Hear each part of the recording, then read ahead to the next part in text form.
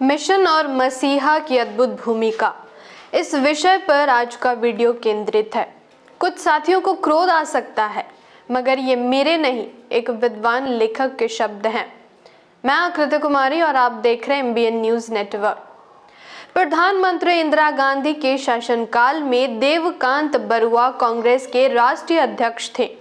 उन्होंने एक बार अपने संबोधन में कहा था, Indira is a India and India is Indira, अर्थात इंदिरा ही इंडिया है और इंडिया ही इंदिरा है।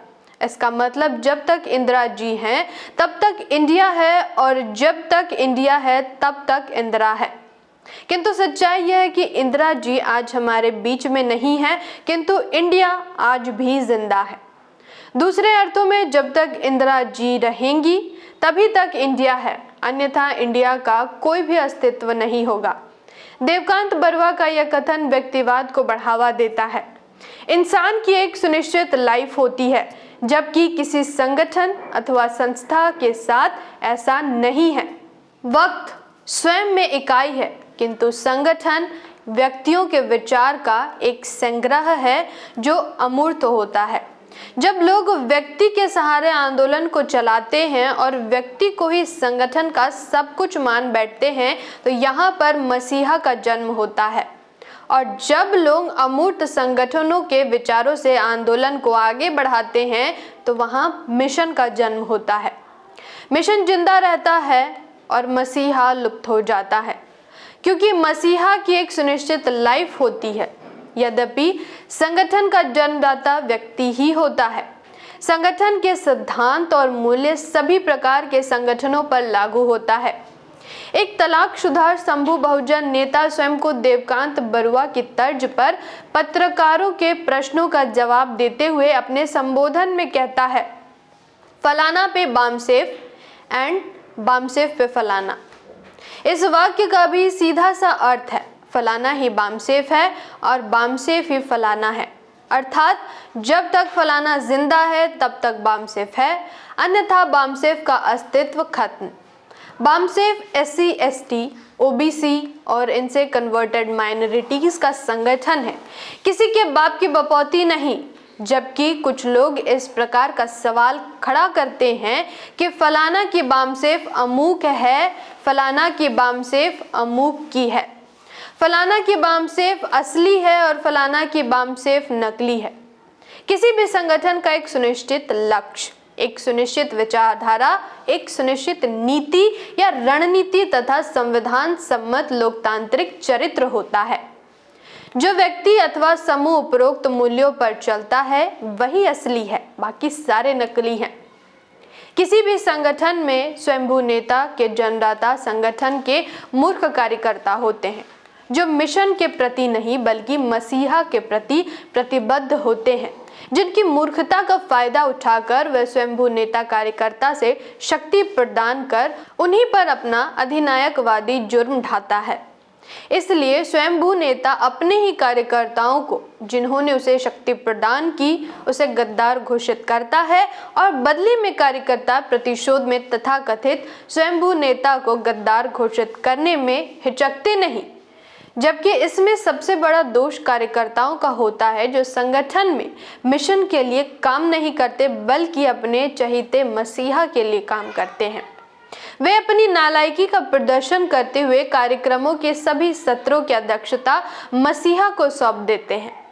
ऐसे संगठन के कार्यकर्ता अपने पुरखों के मिशन को कभी भी पूरा नहीं कर सकते। स्वयंभू नेता जनता को भीड़ दिखाकर अपनी शक्ति का प्रदर्शन करती है, मात्र इसलिए कि लोग उनके भीड़ में आकर्षण में आकर उनका महिमा मंडन करें। अगर भीड़ संगठन होता तो सबसे अधिक भीड़ आसाराम बापू, राम और रहीम जैसे तथाकथित संतों के यहाँ भीड़ होती है, किंतु वह संगठन नहीं होते।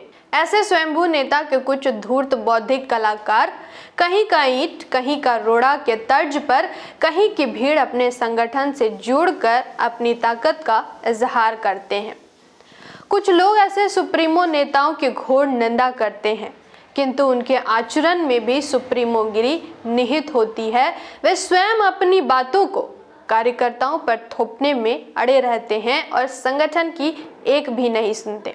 बाबा साहेब डॉक्टर अंबेडकर ने संगठन की शक्ति, ईमानदारी, निष्ठा तथा अनुशासन पर फेडरेशन की कार्यकारिणी की बैठक में 25 मार्च 1953 में अलीपुर रोड, दिल्ली में अपने संबोधन में कहा, कार्यकर्ताओं में मुख्य रूप से अनुशासन और ईमानदारी, इन दोनों का होना जरूरी है।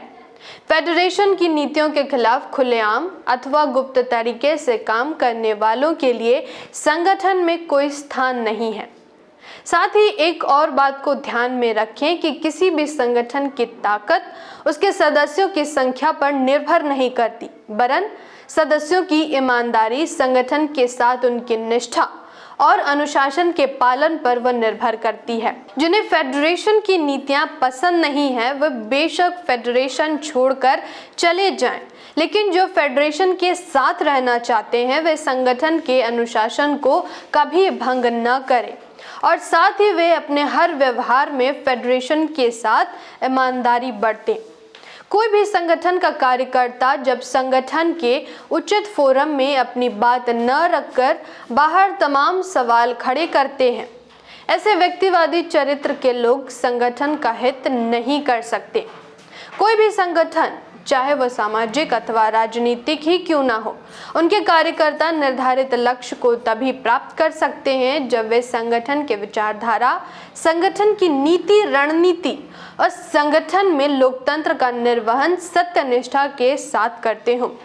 डॉक्टर अंबेडकर ऐसे व्यक्तिवाद चरित्र वाले नेताओं पर सवाल खड़े करते हुए कहते हैं, यदि हम लोकतंत्र को अपने संगठन में लागू करना चाहते हैं तो हमें अपने सामाजिक और आर्थिक लक्ष्य वैध मार्ग से प्राप्त करने चाहिए, कूटनीतिक उपायों से नहीं। हमारे देश में जितनी भक्ति, जितना गुरुडम, जितनी वीर पूजा और जितना अंधविश्वास है, उतना किसी अन्य देश में नहीं है। धर्म में भक्ति तथा वीर पूजा मुक्ति का साधन भले ही हो सकता है, परंतु राजनीति में भक्ति और वीर पूजा अधोगति में ले जाने वाला अधिनायकवाद हो जाता है। लक्ष्य प्राप्ति की रणनीति को उजागर करते हुए वामसेफ के संस्थापक यशकाई डी.के. खारपड़े अपने संबोधन में कहते हैं, without paying price social change is not possible, अर्थात कीमत चुकाए बगैर सामाजिक व्यवस्था परिवर्तन संभव नहीं।